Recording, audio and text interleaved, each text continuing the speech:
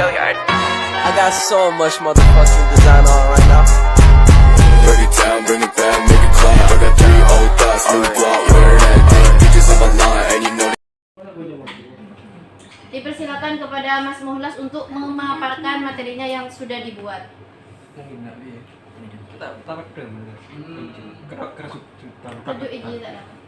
Baik, bismillahirrahmanirrahim. Assalamualaikum warahmatullahi wabarakatuh. Waalaikumsalam warahmatullahi wabarakatuh. Alhamdulillahirrahmanirrahim. Wa bihi nasta'in wa ala umuri dunya waddin. Amma ba'du. Pertama-tama yang saya hormati terhadap dosen pengampu yang telah memberikan kesempatan kepada kami untuk mempresentasikan apa sih yang sudah kami buat pada beberapa minggu sebelumnya. Nah, di sini saya akan berbicara mengenai apa tentang closing note atau bagaimana cara kita itu berbicara di depan umum menggunakan yang namanya outline gitu.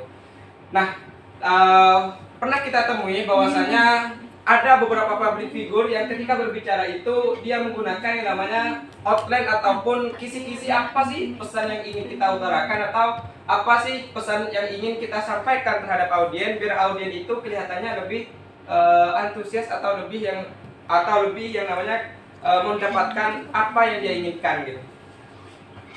Nah, berhubung kali ini kita berbicara mengenai hal itu, kita mengingat bahwasanya dalam setiap pembicaraan atau dalam setiap apa yang kita sampaikan di situ ada yang namanya metode.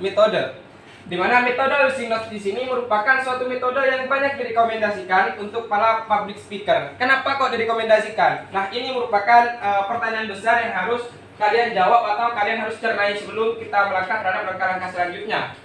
Nah, padahal public speaker itu merupakan orang yang sudah jago dalam membicarakan sesuatu. Kenapa kok harus ada yang namanya outline atau kisi-kisi? Nah, maksud dari outline atau kisi-kisi yang ingin disampaikan tersebut yaitu yang pertama tujuannya agar apa yang ingin disampaikan itu terstruktur. Kalau sudah terstruktur, otomatis secara tidak sengaja audiens itu terhipnotis oleh apa yang kita bicarakan. Mengingat bahwasanya kita kemarin itu belajar mengenai yang namanya retorika komunikasi. Maka di situ disebutkan bahwasanya retorika komunikasi tersebut adalah part of speak gitu. Di situ merupakan seni dalam berbicara. Sama halnya dalam pada kali ini ketika kita berada di depan, kita mengutarakan sesuatu, duduk seperti ini sambil berbicara atau sedang berdiskusi, kita itu tunjukkan retorikanya. Kita itu tunjukkan retorika agar apa? Tujuannya yang tadi, apa yang dibutuhkan oleh audiens itu tercapai dan apa maksud dari kita sendiri itu yang ingin disampaikan itu juga tercapai. Nah, adapun kelebihan metode menggunakan metode using note itu, yang pertama, interaksi dengan audiens terjaga dengan baik. Kenapa kok seperti itu? Nah, ketika kita itu sudah menerapkan ini, audiens sudah mulai terjaga dengan baik. Dalam artian situasinya seperti ini, kalian itu merasa senang dengan apa yang dibicarakan oleh orator ataupun public speaker tersebut yang ada di depan, maka di situ audiensnya ini public speakernya itu merasa berhasil karena yang dibutuhkan oleh audiens itu tersampaikan atau didapatkan. Yang kedua, audiens akan lebih tertarik karena apa yang disampaikan sesuai dengan kebutuhan. Nah, ini yang paling menjadi titik tekan oleh public speaker. Public speaker itu harus pandai menganalisis di dalamnya ataupun di dalam forum tersebut kira-kira apa yang dibutuhkan oleh yang namanya audiens. Ketika sudah menemukan hal itu, otomatis ketertarikan audiens terhadap public speaker itu tumbuh ataupun terwujud. Yang ketika kelihatan cerdas dan berwibawa. Wong yang namanya kita membaca gitu kan, ada outline, ada yang ingin disampaikan, yang kelihatannya kita itu berwibawa, cool gitu bawaannya. Beda dengan kita itu berbicara di depan meskipun di situ sudah ada yang namanya sudah distempel kita atau kita sudah dicap sebagai public speaker, kalau berbicaranya tidak terstruktur itu gagal kita. Yang terakhir yaitu waktu yang dibutuhkan cukup hemat. Nah, di sini karena apa? Kembali tadi dengan sinkronisasi yang nomor 3 ataupun dengan yang nomor 2, karena apa yang kita sampaikan itu tercatat pakai outline, otomatis di situ kita mempunyai waktu yang cukup pas untuk kita konsumsikan atau kita realisasikan ketika berada dalam suatu forum gitu. Baik, selanjutnya yaitu kekurangan. ketika kita berbicara kelebihan, otomatis kita ada atau kita menemukan yang namanya kekurangan.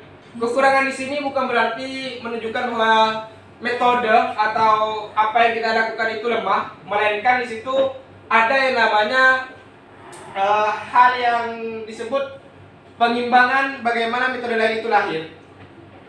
Adapun kekurangan menggunakan catatan kecil ataupun outline tersebut, yang pertama, persiapan harus maksimal, tidak boleh terburu-buru. Nah, ini jelas bahwasanya ketika kita sudah perform atau kita sudah tampil, itu harus sudah maksimal. Kita harus berani mengambil konsekuensi ketika berperan di depan orang. Kita itu tidak boleh ada yang namanya lupa terhadap materi, melainkan kita sudah totalitas, kita sudah mampu menjelaskan atau kita membawakan.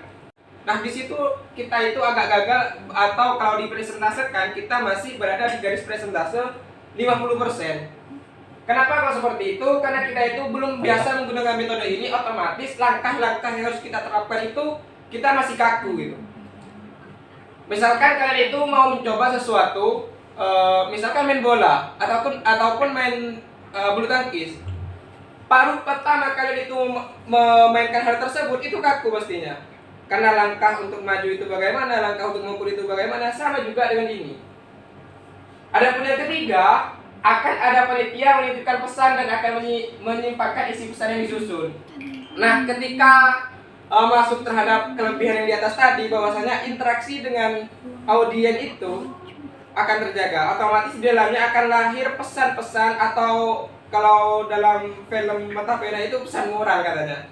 Nah, namun di sini pesan bagaimana audien itu sangat interaktif ketika melihat kita perform gitu. Nah, dan juga kita itu tidak memikirkan diri sendiri, melainkan kita juga memikirkan apa sih yang ingin didapatkan audien, atau apa sih kebutuhan audien saat ini gitu. Kira-kira begitu. Mungkin hanya ini yang dapat saya sampaikan, kurang dan lebihnya mohon maaf. Wallahul muwaffiq ila aqwamit thoriq. Wassalamualaikum warahmatullahi taala wabarakatuh. Waalaikumsalam warahmatullahi taala wabarakatuh. Baik, Mas Muhlas sudah memaparkan materinya. Mungkin ada pertanyaan dari audiens. Saya kasih satu pertanyaan untuk Mas Muhlas. Dipersilahkan. Baik, karena sudah jelas ya tidak ada pertanyaan, dipersilakan kepada Mas Muhlas untuk kembali pada tempatnya. Thank you. Selanjutnya.